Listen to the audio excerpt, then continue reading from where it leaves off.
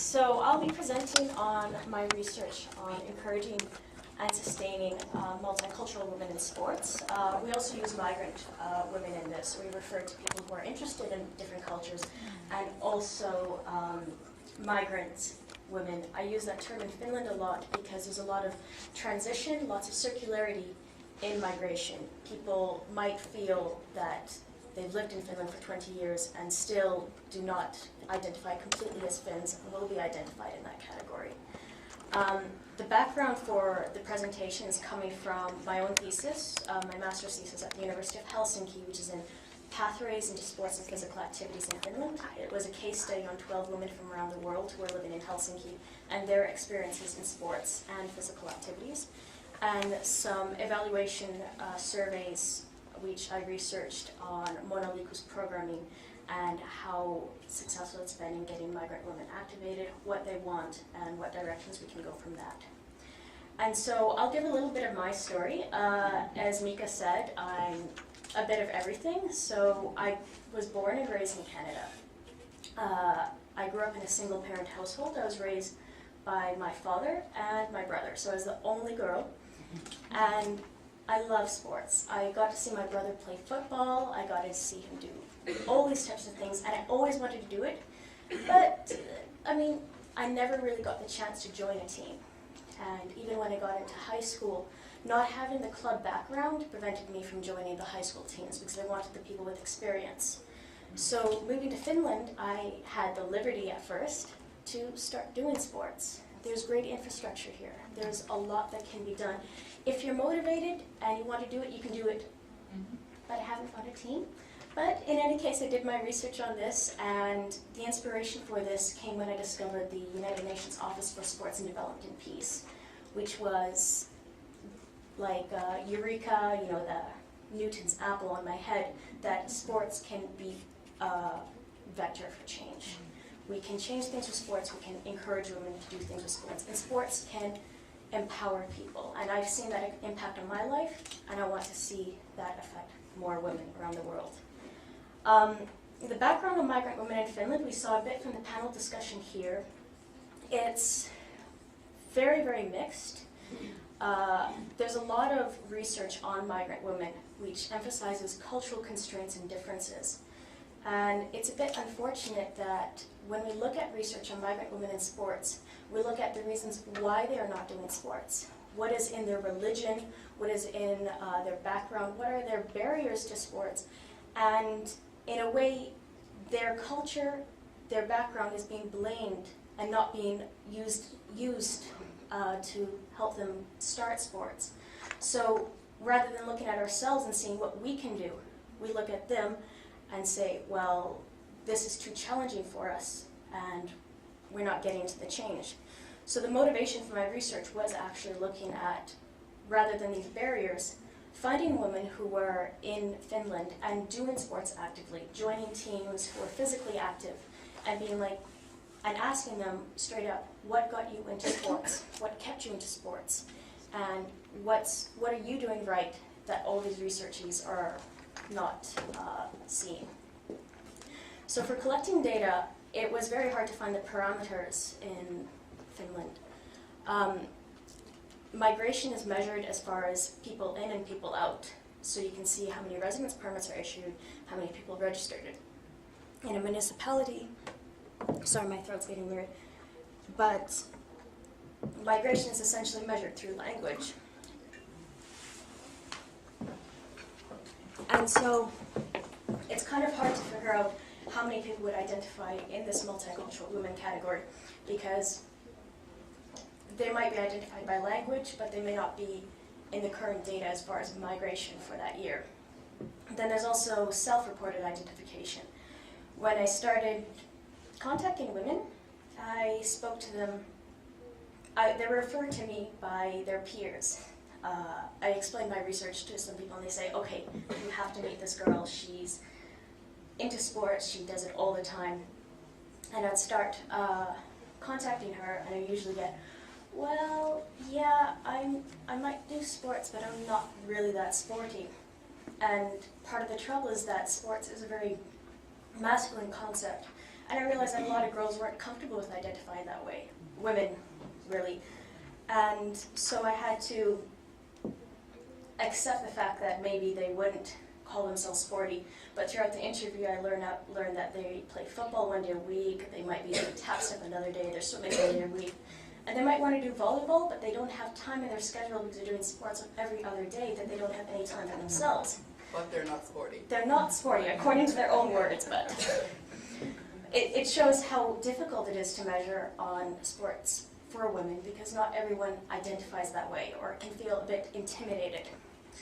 And so I'll go directly into my research, and there's a lot of perceptions. So what I'm going to do is I'm going to present some quotes from interviews, and they're kept anonymous. And this was one girl who was African, and she was studying in Finland.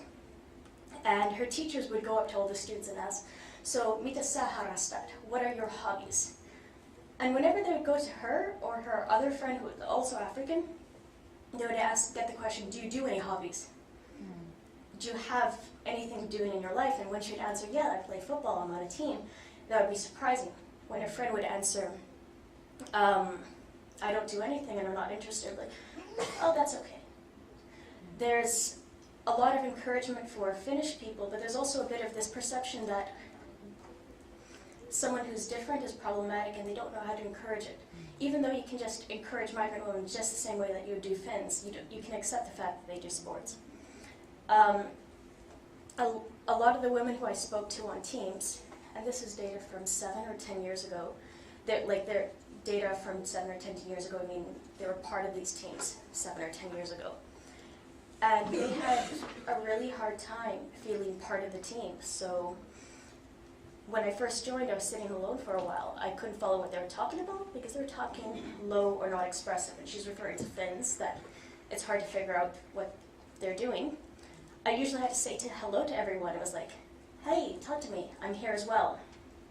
Another girl said, after quitting a team she was playing for 5 years, she said, Finns leave integration, your integration into their society, into their team, into their group, completely up to you. They do not take a step forward. So not speaking Finnish or trying to be completely integrated at first in my club, it didn't work out, to be honest. It didn't work out. Well, I know now after all these years, I'm not trying to say anything bad about Finland, it's just how they are. They leave it all up to you. It's your problem. And these are a bit dark, but people have been working on this. But for the moment, when these girls join the teams, even if you find the place that you go, it's still a matter of how determined you are to be a part of the society. And a lot of these girls they're really brave for spending 5 years on a team and never having anyone talk to them. So sorry, my throat is really weird right now. So I've been on these road trips with my clubmates. We're sitting in the car, and I feel like I don't exist in this car. We're going, for instance, to the national championships. And some of these experiences led women to quit sports or quit sport teams. And after that, they would usually do physical activities or unstructured sports. So on their perceptions of quitting sports, it was like, I was hoping it would be something. I don't know what I was looking for, but it was boring for me. It was just not exciting. And this was a girl who was playing football. And football, for women, there's usually one women's team for a club which might have 5 divisions for men. And so when they join the team, they're usually joining teams with girls who have been playing with each other since they were 5 years old. They know each other, they know the people on the other team, and they always play against the same teams. She felt that there was no development in that way. If you play on a team for 3 or 5 years, you're not going to get any more out of it. And one girl who quit a sport said, we'll see, but I just got a bad taste for that sport now. I loved it my whole life, and then I had just had such a bad experience. I need to get over it and just go again. At this point, she was playing on a sports team in her home country since she was 7, up until she left for Finland when she was in her mid-20s. And she joined one team, and she just felt it was so hard to get along and just make small adjustments in the languages. And the rules were a bit different, but she made some mistakes, and it wasn't positive in her respect. and she just wasn't able to restart the sport after that. And there it was, very serious. They would say, "You're not good enough to play, so don't come next week." And it was really uncomfortable. This is a work environment. She was on her work team, so her office team had such a competitive nature that she didn't expect to have to play on such a level or make mistakes. She expected to be more friendly and accommodating. So after all that little bits of negativity, there's a lot of positive stuff in Finland. So a lot of girls who do move here, a lot of women who move here, they start getting more active. And for one girl who says that she's originally from Africa, we got to hang out a lot outside. In Africa, when the sun sets, you have to be indoors already for security reasons. You can't really hang outside. So when she started moving here and she was playing with her brothers, she could play until like 2 a.m. and not have to worry about any dangers. I got involved in sports, or even interested in sports, when I moved to Finland, because it's more accessible, it's cheaper, and there's better infrastructure. So we do have the swimming pools, we have bike lanes. It doesn't cost much to join many teams, at least for the initial cost of going to the clubhouse. It's rather accessible, and a lot of women do take advantage of that. And of course, women do try to integrate, and one woman, after living here for many years, she took the liberty of finding out a club that would fit her. So she spent a lot of time researching and finding one club that would be comfortable in speaking English, and she was saying, I could meet friends, potentially integrate a little bit, and stop hating on Finland and try to fit in. I wanted to keep up my fitness, and the gym was getting a little bit boring, so I decided to try this sport out. And so it can be very positive, and in the end she did stop hating Finland. She did make very good friends with her coaches. They were all Finns, but they were completely friendly for her, speaking English, using little mnemonics so she could have an easier time pronouncing Finnish names. And that was a successful case, and this was one example of you have coaches who are aware on how you can accommodate people and encourage people and just not get so, include them on the team and not make a big deal about it. You can have a really great time doing sports, and that can keep the people active for life. And this was a really great case. A close colleague in my group who brought me this hockey stick in the first week at work, he's one of the most active people at the Institute. He gave me this thing and I was like, what the censored is this? I never played hockey. And he said, it doesn't matter, just come and play with us. And she learned, and she's been playing hockey with them for 5 years. So there's a lot of positivity. And now, going into Monaliiku, we were founded in 2010. And we're here. The principles of founding Monaliiku was to address the lack of women participation in sports and provide access to sports for women. So we heard from Haja and from a number of our participants on teams that they joined and how they're finally able to do sports in Finland, and that's through Monaliiku clubs. Why women? Maternal violence are a factor in lifelong commitment to sport. So we see this in surveys. If a woman gets more involved in sports, her mother's physical activity is a big factor in it. There are few teams and services available for women, and this is not that women aren't interested. And even in Finland, even among the women, the Finnish population, the native population, they usually resort to private services against public services because there's much more available for the men, but there's very little for the women. So they have to resort to private services or informal sports, and there's a need to activate more and give more possibilities for women to join in. And of course, I mean, sports is a human right. It promotes health, it promotes employment. You get fewer sick days, social capital, you make friends, you can feel more integrated, you can feel more at home, and it's sustainable. As Dr. Bull was talking yesterday, it promotes many sustainable habits. Monaliiku activities.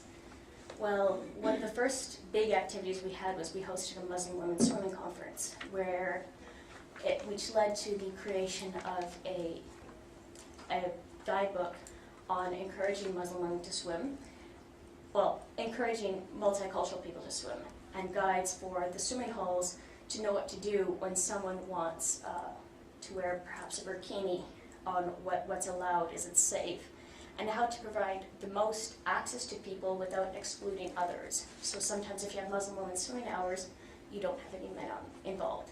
And so how can we get around those? And it's published online and in like 20 languages. I can happily send you a link afterwards so you can look at that if you're interested in it. We also took part in the Women's 10K, which is the nicest and creepy in Helsinki, and that's been going on for 3 years. And women would walk or run it and feel a sense of accomplishment after finishing it. And the experience of running or finishing 10 kilometers is actually very positive. It encourages a lot of women when they see, oh, you've ran 10K, well, maybe I could do that. I see that myself. I do marathons myself, and when people say, oh, Pia can do it, she's like this big, and she doesn't look like a runner, but if she can finish it, maybe I can as well. And that's the impact of not just encouraging one woman, but encouraging a community and her friends. We also host many women fitness hours, which are free and drop in. We had among the first multicultural women football practices.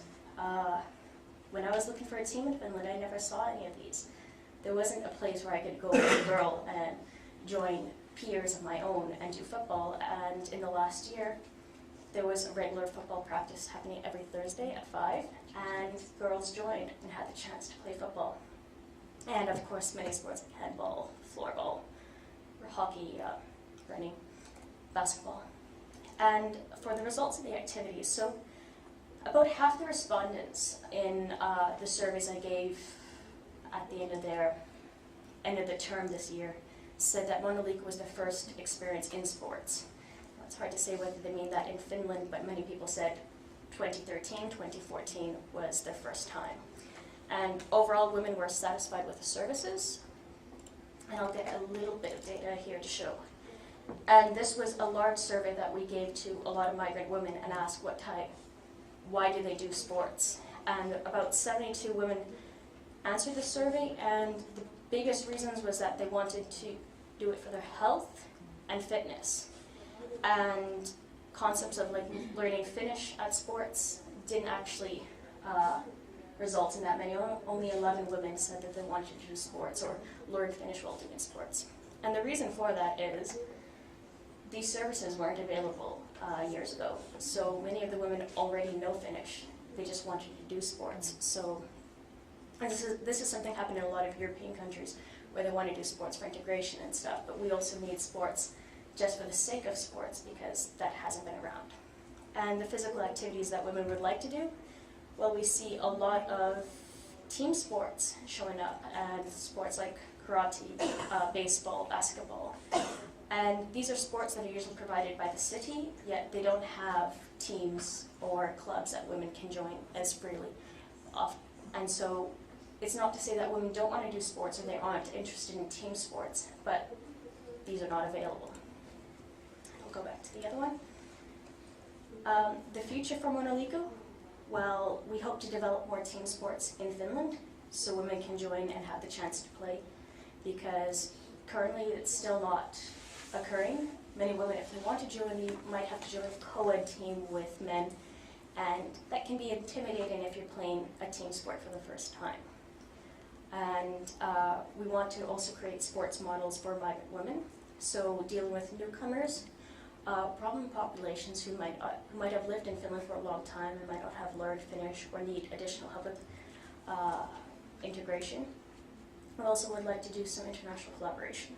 So I don't know if anyone here is from abroad, but it would be great to see if other people are interested in collaborating and developing a pan-European, across Europe or across the world things on how to share practices on migrant women in sports, and advocacy for women. So as I was showing that much research on women has been focused on their limitations, and we want to show that women can do it, and migrant women are interested in sports, and they're doing it, and this is an issue that needs to be addressed. We need more services, and we need more women leading the change. Questions? Thank you. While we're waiting for Claudia to put the video on, we'll get a small taste of what Monaliiku does. I'm going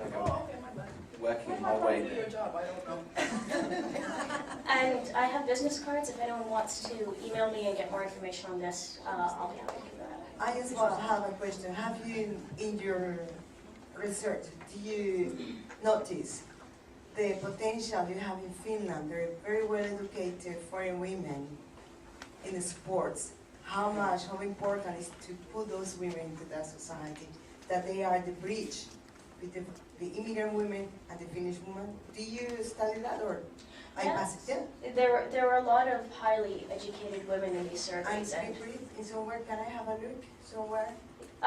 For the women or their... Yeah, the results. How many women have been integrated? Because I know few African women, Latin American women who came to Finland, they were very high educated in the sports, and Finland just passed the opportunity. Yeah, and that does happen. I've been Did you study that in your research also?